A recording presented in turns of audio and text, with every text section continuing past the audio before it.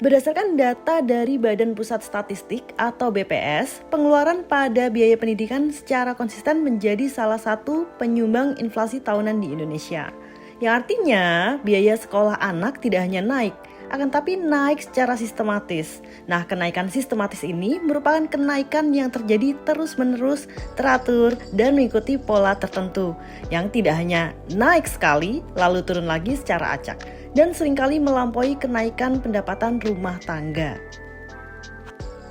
Dan jika tren ini berlanjut, maka keluarga yang tidak menyiapkan dana pendidikan sejak dini tentunya akan menghadapi tekanan keuangan yang signifikan. Nah, terutama saat anak memasuki jenjang SMP, SMA, hingga perguruan tinggi. Mungkin beberapa dari kamu masih ingat dengan beberapa mahasiswa yang terpaksa putus sekolah padahal kuliah di PTN? Banyak yang mengeluh bahwa PTN tidak lagi murah. Ada juga sekolah di Jogja yang harus antri dari lahir untuk dapat antrian masuk SD. Masalah mempersiapkan dana pendidikan anak tidak lagi bisa dipandang sebelah mata dan harus dipersiapkan sejak dini tentunya. Jadi, kapan tepatnya mempersiapkan dana pendidikan anak? Berapa dana yang perlu dipersiapkan? Dan kemana dana tersebut harus disimpan? Oke, jadi kita bahas satu persatu yuk. Yang pertama adalah kapan kira-kira harus mulai nyiapin dana pendidikan.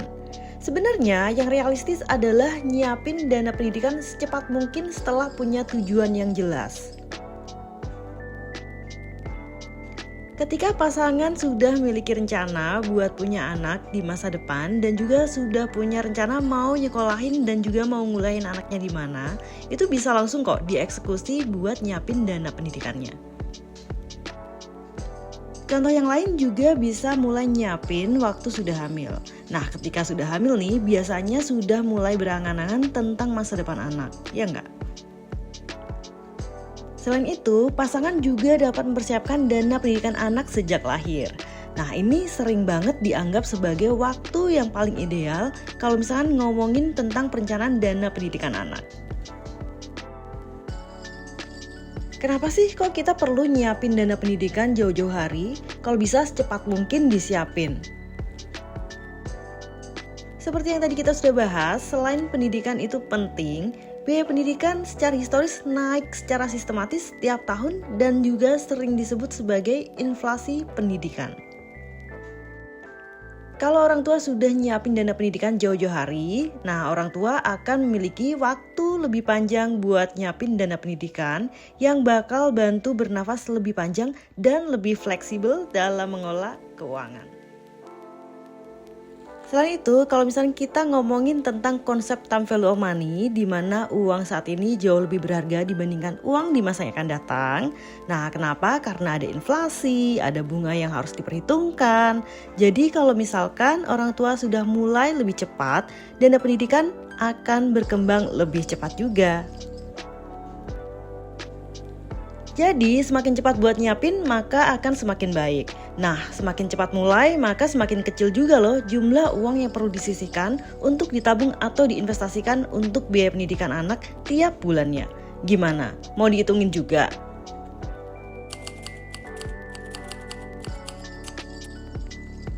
Ini kita kasih contoh singkatnya ya. Nah, misalnya ada orang tua yang anaknya baru saja lahir dan orang tua tersebut sudah mempersiapkan dana pendidikan untuk kuliah anaknya yang setelah dihitung-hitung sekitar 500 juta rupiah untuk 18 tahun yang akan datang. Nah, kira-kira berapa uang yang perlu dipersiapkan orang tua tersebut saat ini? Buat hitung dana yang mesti disiapin sekarang, kita coba hitung pakai rumus time value of money ya, tapi yang ini pakai yang present value.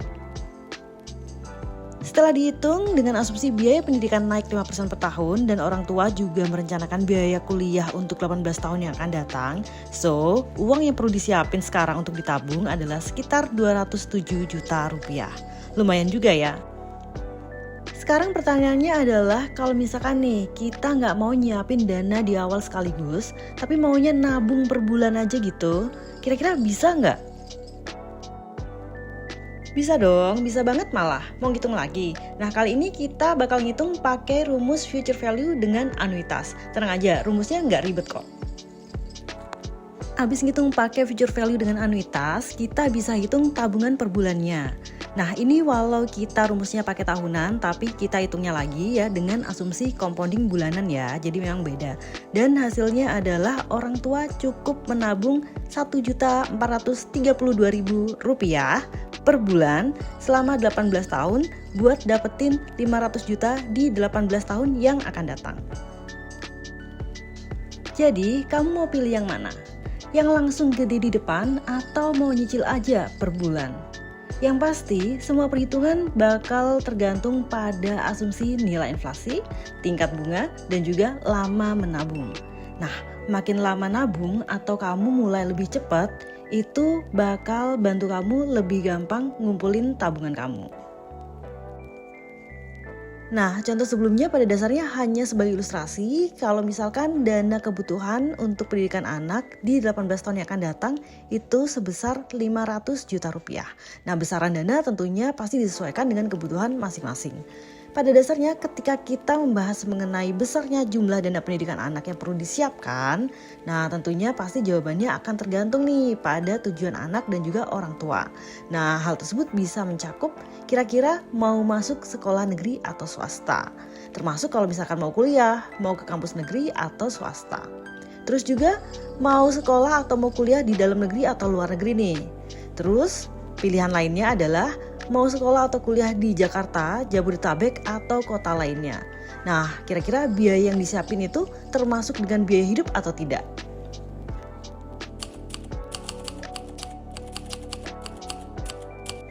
Nah, yang gak kalah penting, kita mesti mikirin kira-kira kalau misalkan mau nyiapin dana pendidikan anak mesti disimpan di mana sih? Pasti banyak nih yang punya rekening tabungan dan kayaknya pasti beberapa bakal milih buat nyimpen uangnya di sana. Termasuk kalau misalkan nyimpen uang buat nyiapin dana pendidikan anak. Tapi kira-kira pas nggak? Coba deh cek berapa besar bunga di tabungan biasa. Kayaknya bisa 0-2% deh. Terus berapa tingkat inflasi pendidikan? Bisa lebih dari 3% setahun loh. Nah, setelah lihat angka, jadi beritahu kan kalau nabung di tabungan biasa kurang pas karena uangnya tumbuh lebih rendah dibandingkan dengan tingkat inflasi. Mestinya bunga tabungan lebih besar dibandingkan dengan tingkat inflasi. Sebagai contoh singkat misalnya, punya uang 10 juta rupiah dan ditabung di tabungan biasa dengan bunga 1% per tahun. Nah, setelah 1 tahun tentunya uangnya menjadi 10.100.000 rupiah.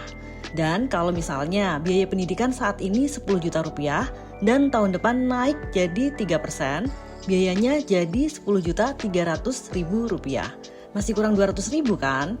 Nah, harusnya minimal sama kenaikannya atau lebih besar dibandingkan dengan tingkat inflasi. Ya enggak? Bingung ya? Jadi sebaiknya mesti nyimpen di mana dong buat dana pendidikan anak? Nah, pada dasarnya strategi dalam berinvestasi itu agak sedikit tricky. Buat rumusin strategi investasi, sebaiknya perlu tahu dulu profil risiko masing-masing individu. Nah, kira-kira apakah kamu tidak suka risiko, netral, atau fine-fine aja terhadap risiko? Kenapa ini penting? Karena profil risiko itu bakal ngaruh banget sama aspek psikologis pas ngadepin hasil investasinya. Takutnya nih, shock, nggak bisa tidur, atau stres pas tahu kalau misalkan hasil investasinya terjun bebas karena nyimpen di aset yang berisiko. Nggak usah bingung mau investasi di mana, ada banyak kok pilihan produk-produk investasi. Dan misalnya kamu belum terlalu familiar dengan produk-produk investasi yang aneh-aneh, kamu juga bisa mempertimbangkan untuk berinvestasi di produk-produk perbankan seperti deposito. Apalagi kalau misalkan kamu risk averse atau kamu tidak suka risiko. Nah, jangan lupa ya, cek produk perbankan yang punya bunga kompetitif. Jadi bunganya masih lumayan bagus, terus juga lebih dari inflasi. Beberapa produk investasi lainnya yang bisa kamu jadikan pilihan misalnya ada obligasi, reksadana, saham, dan juga emas misalnya. Tips simpel nih, kalau misalnya kamu tidak terlalu familiar atau tidak terlalu tahu tentang produk-produk investasi, kamu bisa cari tahu lebih dulu terkait dengan produk-produk yang kayaknya menarik perhatian kamu. Kenapa? Karena akan lebih baik kalau misalnya kamu berinvestasi pada produk yang kamu sudah tahu. Nah, kalau sudah nyari tahu dan kira-kira kamu pengen tahu lebih jauh nih, kamu sebenarnya bisa nyoba dengan investasi pakai uang dingin, istilahnya pakai uang nganggur lah ya, tapi jumlahnya jangan banyak-banyak, kecil aja dulu. Nah, setelah udah tahu dan juga terbiasa, kamu bisa berinvestasi dalam jumlah yang lebih besar. Jangan lupa juga cek imbal hasil atau return pada masing-masing produk investasi yang kira-kira kamu pengen investasikan. Seringkali banyak orang tua mengalami present bias.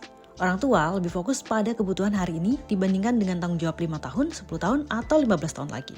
Padahal pendidikan bukanlah pengeluaran. Pendidikan merupakan investasi jangka panjang keluarga. Oleh karena itu, orang tua perlu melakukan perencanaan dan persiapan jauh-jauh hari untuk biaya pendidikan. Jadi kapan harus mulai nih? Tentunya secepat mungkin. Kenapa? Karena dalam perencanaan pendidikan, musuh terbesar bukan mahalnya biaya, akan tapi terlambatnya persiapan. Nah, kalau kamu mau menghitung bersama, kita bisa hitung spesifik sesuai dengan kondisi kamu. Tulis di komentar, hitungkan saya.